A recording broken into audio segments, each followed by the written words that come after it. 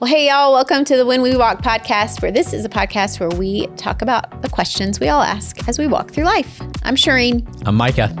Let's chat. We've got Charles with us again. Yes. Hey, Charles. Hello again. What's up, Charles? We're really excited to have you for this conversation. Yeah, it's going to be a really fun one. Because you oversee our young adults ministry. I do. One of the three. Mm-hmm. And we're going to be talking about what God is doing among young adults around the world. But first, what has caught you off guard, taken you by surprise lately? Something big, something little. It doesn't have to be spiritual. No, it doesn't have to be spiritual. Okay, you start. Okay, mine I knew right away because I just came back from the USGA 4-ball trip. Come on. And I was surprised with how long golf is, number one. It's like 4 hours. You don't know anything about golf? No, I knew like not. to play I've a never round been of golf. Yeah, it's 4 to hours. watch golf. Yeah. It's Another long. thing is you dress like the players. Like you can't go to a golf club and like That's look. so true. You Trashy. have to dress like them. Yeah. So it felt like I was going to get called in at any time, and I was ready. That's so great. Golf is there is etiquette to golf and dress to golf that you have to be. Currently teaching our boys this etiquette. Yeah, Yep. you are. You that surprised you. That's you didn't great. know that. Dress Yeah, like the players. that was my second time ever golfing, and they're like, "Hey, hat off inside." I'm like, "Whoa!" Oh. So Oh, it was interesting. one of those. Yeah, hats okay. off in the clubhouse. Oh. You know, Oh, make that's sure a you little don't old walk school. in people's lines. Wow. Stay out of their What like was eyesight when they're what swinging. club? Were y'all at? We went to Echo Lake and Okay. then Plainfield Country Club. Okay. Two of Okay. the oldest clubs in America. Wow. Okay, I was Yeah. gonna So say it's they've pretty got some old tradition. school. People are Yeah. very jealous of me probably right now because they're like, "You don't know anything about golf." They're probably Like, really going to mad. those places. Yeah, That's funny. that is so funny. Okay, so that caught you off That's guard. great. Sure did. We need to get you golfing more. That's Apparently. cool. What am I talking about? I don't play golf. I don't know. Okay, for me, we watched the AMAs last night because we have a daughter who cares about those kind of things. And she was led to believe She that she Taylor was led Swift to was going to make some big announcement. Taylor Swift wasn't even there. No.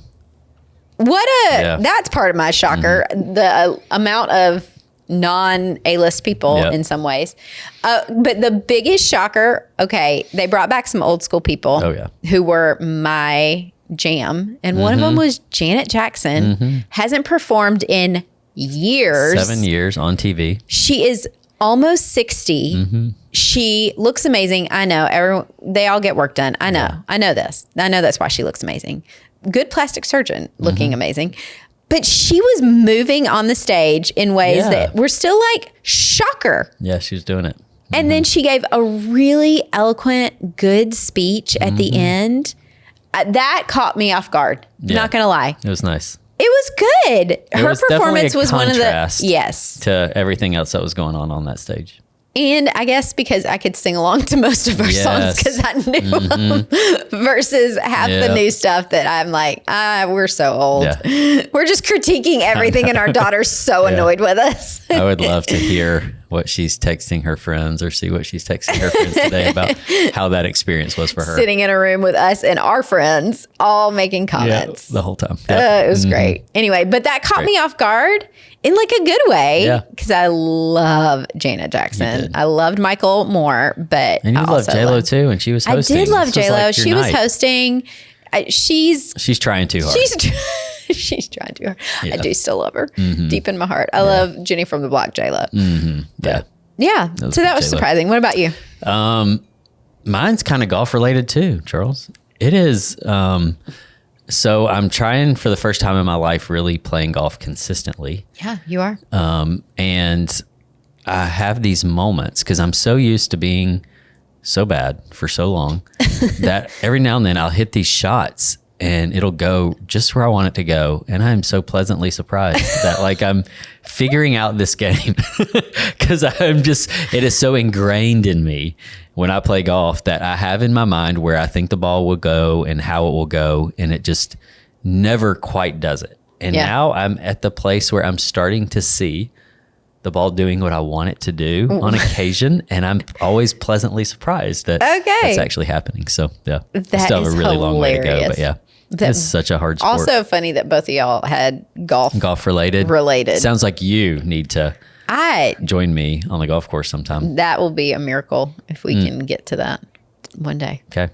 Miracles happen. You probably have a better chance of getting Charles out there Miracles than happen. me, to Are be you honest. interested in playing golf now that you tasted? Oh, yeah. I 100% You are. am. The only Nice. thing is I was with like semi-pro, so they made it look easy. Yeah. Yeah. It's probably not going to look like that when I go. But You should go play with our boys. They'll probably make you feel better. They would probably be better than me. They would love to play with you. That'd be great. So speaking of pleasant surprises, Okay. getting into our conversation for this morning, for today, I grew up into ministry, early 2000s, always kind of with a little bit of a global perspective, always curious, like, God, what are you doing around the world? Because we can get a little insular here in America. And what I have always understood when you're trying to see like where your culture is going and how God is intersecting with that, that like it's good for us in America to look at Europe. Because Europe is probably, most people always say like Europe's probably 20 to 30 years ahead of us culturally. Okay. And so kind of see where they are, and it will show you where we're going to be unless God intervenes. And especially like in the UK, because they're kind of like, brothers to us or whatever. And so, for me, growing up in ministry, watching what's happening in the UK, very secular. It really is kind of the birthplace of new atheism. Richard Dawkins and Sam Harris and those guys, like really just pushing against the idea that religion is any good whatsoever. And that was the early 2000s. So it was right as I was entering into ministry and seeing that secularism take root, and just always kind of like assuming like this is where things go unless God really intervenes. And so what I've been pleasantly surprised by, that trajectory for the last 20 or so years that I've been observing it, I'd say maybe 30 that I've been observing it, has changed. It has. And even just this summer, this past year, or late 2024, early 2025, people are beginning to see signs of God awakening, especially the younger generation in the UK. We're seeing signs of it here too that we can talk about, but they're seeing more consistent signs of it in the UK. This Gen Z return to church that has been labeled the quiet revival. Yeah. And I think I even love the way they're talking about it, the quiet revival. That for you and I who grew up in such like revival is so much high. It's long services, late nights, big events, big promotion that almost kind of for you and I makes us feel like, is that really what we're doing? Yeah. This thing, the quiet revival, the way they're talking about it is just this, it's a return to church, a return to community, a return to the ancient things of God, a return to an interest in spirituality, above and beyond secularism, recognizing that this secular lie we've been fed is actually not meeting the deep needs of our soul.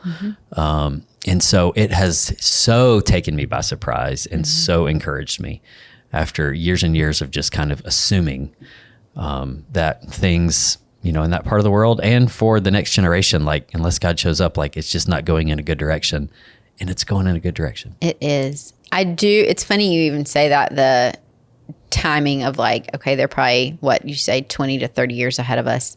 And I think back 20 years ago, we were in college, and those were the narratives we were hearing coming out of Europe. Europe's so dark. Europe is godless. Empty churches. Yes. Yep. I mean, and I didn't travel to Europe, but I remember friends we would do mission trips to like France. We had friends. I remember when I was in Africa, the missionaries I worked with had some of their best friends were missionaries in France, and it was the hardest ground to spiritually for them to do ministry in France in that season in the early 2000s. Yeah, I remember that. In the late 90s, early 2000s, it was very, very challenging.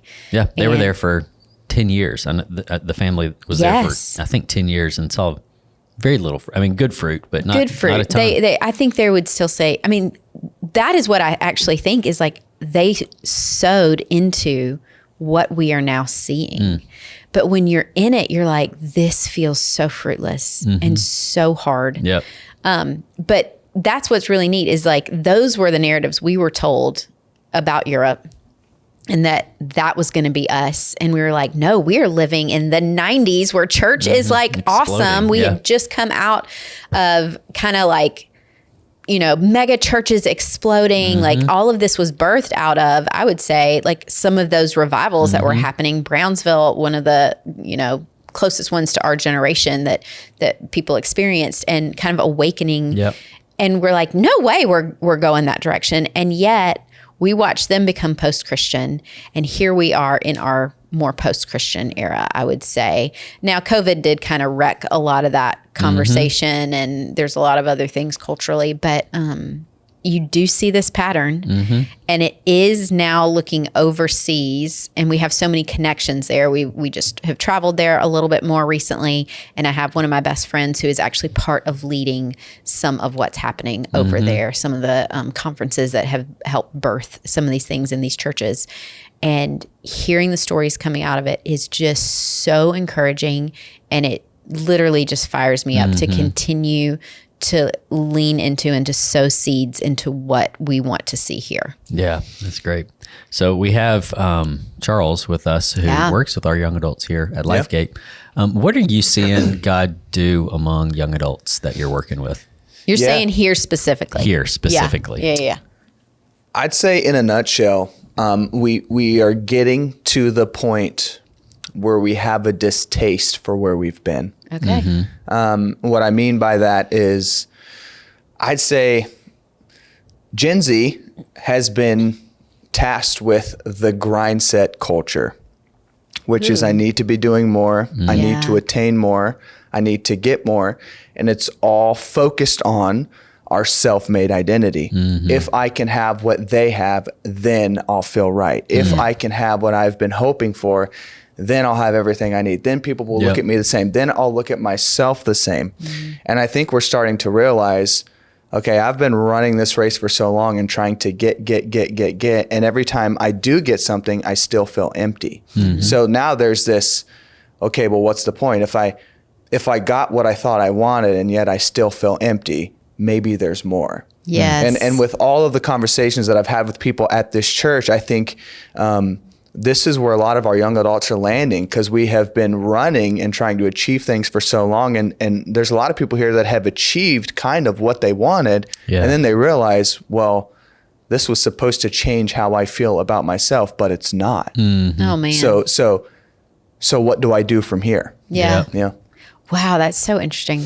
It's the narrative I keep hearing as you're talking is it's so self-focused, and there's so much internal turmoil. I mean, this fits into everything that we've read for years of this is what social media has created. It's very self-focused. It's all about me and my identity and who am I and how does the world perceive me. It's causing anxiety.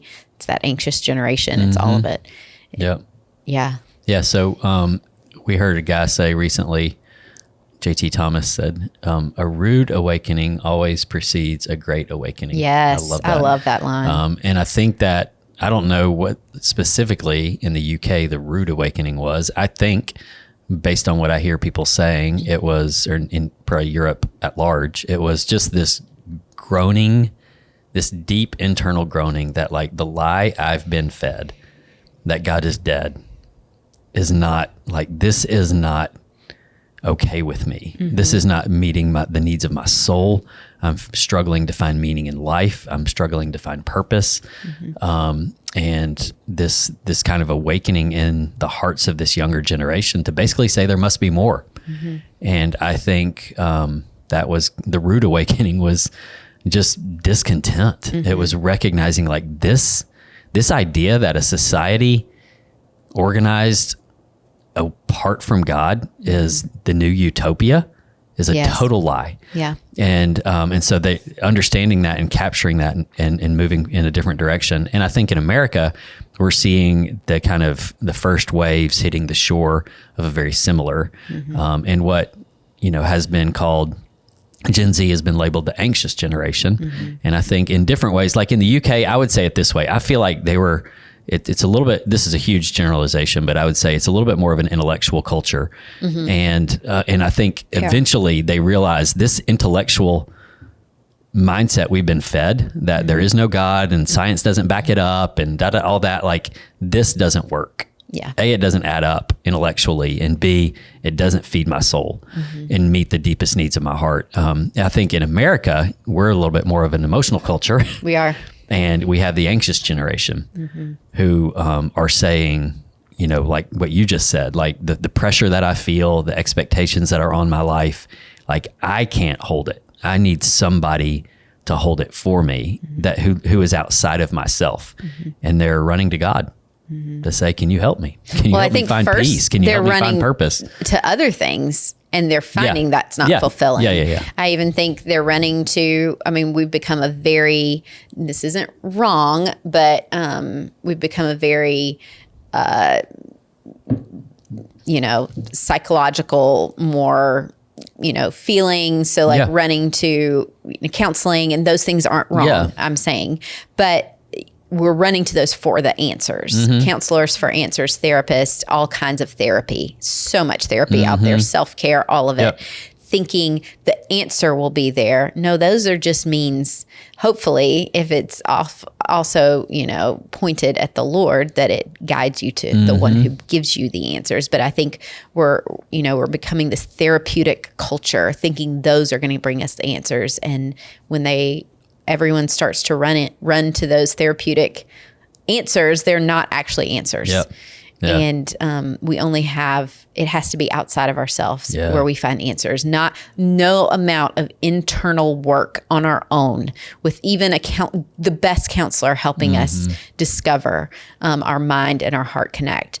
No amount of internal work that we can do on our own will ever be enough, that we will have to reach outside of ourselves. God, it has to be God. It has to be outside of ourselves where we find our answers. And I think this generation's realizing that. So like the Asbury outpouring, that was, I think early February of 23. That was the way people were talking about that. Feels very similar to me, the way they're talking, kind of labeling this quiet revival in the UK. Is because they said it was like this atmosphere. We didn't get a chance to go. Did you go? Asbury? Oh, I thought you went with that group. No. You didn't. Okay. I was a year behind. Oh, okay. But the way that we understood the atmosphere of like this, it was like a revival of peace. Yes. It was just this atmosphere of peace for the anxious generation, kind of an interesting encounter with God, an aspect of God's presence that was displayed in that room for 14 days or whatever it was just peace. Yeah. My friend Jessica, who was a part of stewarding the revival, especially early on, said you would just walk in and, we didn't go to Brownsville, but I've heard stories of Brownsville, and there's a lot of, it was great. God was moving, and it was very tangible, but a lot of like laughter and people falling out and all that stuff. And she was like, this was a different, they're not calling it a revival. They're calling it an outpouring right now, because to them, they believe revival is, the wording of revival is like the fruit you see years down the road. Has it become, are you seeing the fruit in the community? Are you seeing the fruit in people's lives? Is it long lasting? Can you look back and now call it a revival? But they're calling it a sovereign outpouring of God's presence and spirit that brought an awakening to these students and the people that were coming. And she said you would walk in the room and it was just immediate waves of peace. And all you could do, she was like, people would just run straight forward to the altar. Like that's where they wanted to be. They wanted to be right up where they could meet God's presence, and they would just fall on their face. She was like, it wasn't loud. Every now and then you'd hear some sobbing, and people were just, she said the love of God was just poured out everywhere. It was so tangible. People were worshiping. She said you couldn't worship without just tears flowing because you just felt his peace and his love. You'd come straight to the altar and people were just confessing like crazy. And I think that's what happens is when you feel God's peace, God's presence, God's overwhelming love, that does lead you to repentance. And there's so much grace in the room.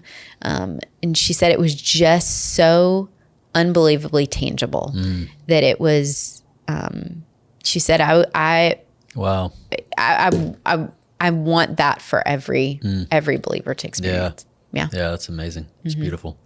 So I think for me, what this does as I think about this is it, in the best way possible, it like challenges some of my natural ways of thinking. Yeah, for sure. Because, we'd kind of been doing ministry for years under this mindset that like things are just not going in a great direction.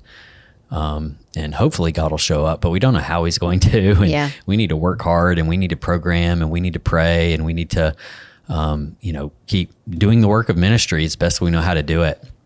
And now, I would say in some of what I would consider some of the most unlikely circumstances, though looking back now, they're more likely than I realized. But in what felt like some of the most unlikely circumstances, God is showing up. Yeah. He's just pouring himself out at these, in what's happening in the UK. The reason why it's so inspiring to me is because no one saw that one coming. No. Like you could say Asbury, like Asbury's experienced a lot of revivals. Yeah, they have. Type atmosphere, like sovereign outpourings over the years in different ways. Every, 10 to 20 years, it feels like kind of something happens in Asbury.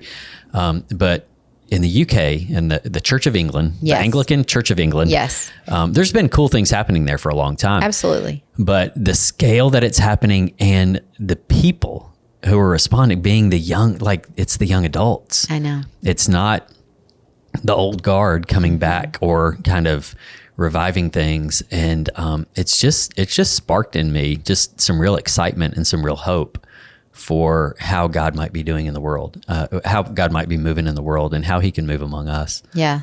Yeah. I think the exciting thing, we started in college ministry, and we were in a culture that sought after God's presence, and we would stay till midnight if we wanted to, and we would pray for one another. And I think we got a taste of, I don't want to say revival, but like little outpourings of God's presence sovereignly here and there throughout the years at the Wesley Foundation at University of Georgia. And we were so grateful for those tastes. It's like that scripture of come and taste and see, and you're going to want more. I've been thinking a little bit about that with how Jesus said, like, eat my body and drink my blood. Like, this isn't just, we don't want you to just snack.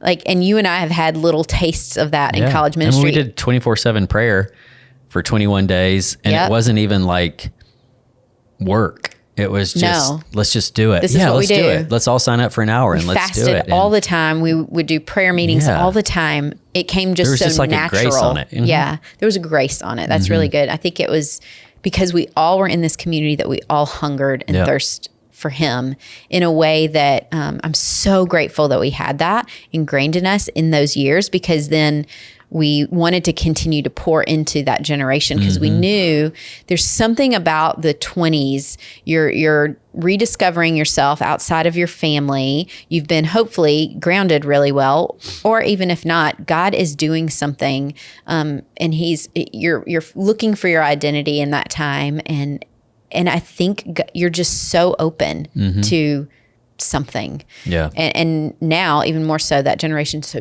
desperate for something, and now realizing they need it beyond themselves. But I think that is what's growing. That generation just hungers in a way for something more, that I think we need to be aware of as now the older generation looking on them and saying, okay, come on, let's open the doors for them. Let's bring them in. Let's not squelch too much. Let's guide. Let's be the wise sages that once they experience God, then we pull them in and say, now here's how you can daily live with the Lord, and walk it out and continue to want that bread every day, not just snack for the rest of your life, because that's not enough, to literally like, you need this for the rest of your life. Yeah, that's really good. Yeah. So, Charles, what are your thoughts on like what's stirring in your heart these days for the young adults? Yeah, like what if you're seeing things? I know you're on social media and you're seeing what's stirring in the UK. What are you hoping for here?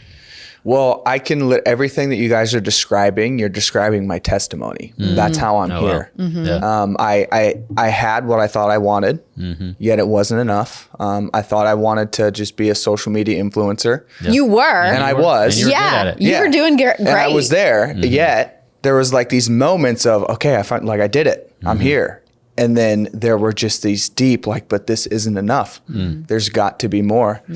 And me having a revelation of the unconditional love of God is what changed my appetite of, I don't want to do what I wanted. I want to do what the Lord wants for me. Come on. And I think that young adults are getting to that place of they're having a revelation because we have been trying to earn things for so long because social media pushes it. And we have a performance-based culture. I am going to be loved as much as I have earned, not just with my family, but in my work life, my personal life. Like, I need to earn it. Then you get this revelation of I couldn't earn the love of God no matter how hard I tried. Even on my worst day, he's loved me unconditionally. Once that switch clicks, you're like, I'm done living for myself. Yes. Like, I want to go hard after Jesus. And there are so many young adults here in America, in this church, who are starting to realize, oh my gosh, like the God of the universe loves me unconditionally. And it's not about what I've done to earn it. I got it because he's good. And it just, dude, So like, good. it's like, hey, I love whatever that. I wanted, I don't want it anymore. I want what he wants for me. That is so Yeah. I mean, that was the turning point in my life. Absolutely. I grew up in the church, but it wasn't in my college years is where I like tangibly experienced the love of God, and it changed everything for me. Yeah. Yeah, same for me. Yeah. I think those are the experiences we want people to have. We want everyone to have, not just the younger generation, but I do love that they're the ones leading in this. And we can look and say, we can either look, speaking from now our generation and maybe a little older, we can look at them and be cynical of like, oh, you just haven't lived enough life yet to know how hard life can be. Or we can be encouraged and we can look and go, I need to go back to that. I need to turn my heart back to what can God do for me? Yeah. And get out of this kind of cynical of where I've become, the hard-heartedness maybe that I've grown into, because life is hard. But we need those experiences to go back to so that we want to keep coming back and eating and drinking and taking it in. So Yeah, it's so true. Yeah. And it is interesting that, it really all does come back to love. Like, It does. if you encounter the presence of God, changes everything. it changes everything. And that's what we're seeing happen in the UK. It's what we're seeing happen, what we saw happen at Asbury. I think it's at the root of, the stat recently here in America that 30 million more Americans would say that their relationship with Jesus is important to them Oh, wow. in 2025 than in 2021. So in 4 years, 30 million more. And the bulk of that is young adults. And I think if you were to kind of trace back, you'd realize it wasn't just a aha intellectual, oh, there's a God and he's out there and I need to, say a salvation prayer in order to get to heaven. It's people who are like, well, I think what God's doing in the world today is he's pouring his spirit out in ways where people are encountering him and it's changing everything in their lives, their whole worldview, and their whole reason for living. And we want more of that. We want more of that. And I think one of the things we can do as believers who have maybe, if you've been walking with the Lord, is to continue to ask for those experiences yourself, so you don't forget Yeah. what that's like, and then you can offer that to others. Yep. I've heard so many stories of, especially even younger people who are like, how come no one told me about this? How come no one told me about the power of God? How come no one told me that God can do these things? How come no one told me how loving he actually is? I've just only heard, judgment or seen it in the older generation and the way they talk or the way church looks. And they're kind of bothered that we've withheld this good, beautiful God who comes in power and love and peace and gentleness from them to experience him. And I think they're going after it, and God is just saying, well, if y'all aren't going to do it for them, I'll do it. And I don't want to miss out on that. Yeah. And I think our generation shouldn't miss out on that. And we get to help carry God's presence into those places. We need to do better, I think, in that. Absolutely. Yeah. Well, I'm encouraged and I can't wait to see what's to come. Yeah. Not only like in the world, but like in our home, because we have 4 kids who are kind of growing up in this world, and we want to see them encounter God's presence. And so, hopefully we have some stories to tell in the days to come of how God's poured himself out among us. And I think he's doing it here already. I mean, we're seeing it. Charles is, y'all are seeing it at young adults. It's happening here and there. There are little outpourings that are happening where more kids will just show up because they just heard about it, and God is moving and he's speaking. We had a girl come to prayer last week. Yeah. Who just was like, walked in, was like, I called the church, wondered if I could meet with a pastor. They said, come to prayer because I just need Jesus. I've not been in a church, she said. They're looking. Yeah. There are hungry people out there. We have to show them what true bread and what it looks like to thirst and eat of the Lord. And I think young adults is doing it. So I want to give a little plug, or let Charles give a little plug for young adults. Yeah. I mean, aged 18 to 30, if you want community and you are just, even if you're curious about what is this whole, like, what is the presence of God? What is the love of God and how can I experience it? Come to young adults. It's usually the second Tuesday of every month. We have worship, we have food, we have a message. And it's just a time for you guys really to really come into contact with the life-changing love of God. And I'm telling you, if he can change my life, and the road that I was going down, he can change yours. Yeah. So good. So show up. Yeah. Love to have you. That's you great. know young adults in your life, get them there. It's important. Yep. So it's a great time. God's to moving. Encounter God. Awesome. Well, hopefully you were encouraged by this. I know we were, and there's many stories we could tell about what God's doing around the world. Go on a little hunt on social media, out into the news world, and see what God's doing. It's pretty amazing. Yeah. And I look forward to being a part of it. Yep. All right. Thanks for being with us on When We Walk. Can't wait to be with you next time.